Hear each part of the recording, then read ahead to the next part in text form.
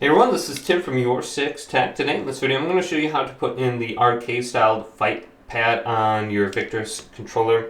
This is really easy to do. All you have to do is remove these little bolts or screws right here. And then you can leave the controller on during this time too, it shouldn't matter. So just use the little purple wrench that you got with this. And then once you have it unscrewed, you can just lift this up. And here's what it looks like, and it's very simple to go ahead and remove this and place this in.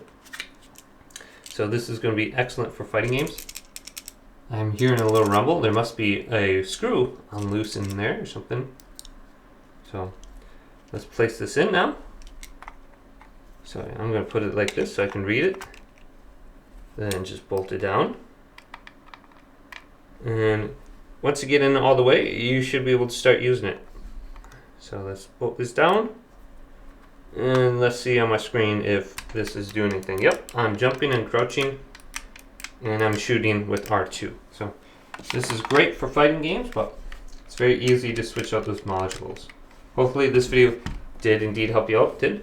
Leave it a big thumbs up and subscribe to my channel down below for more tech videos coming up next on Your 6 Tech.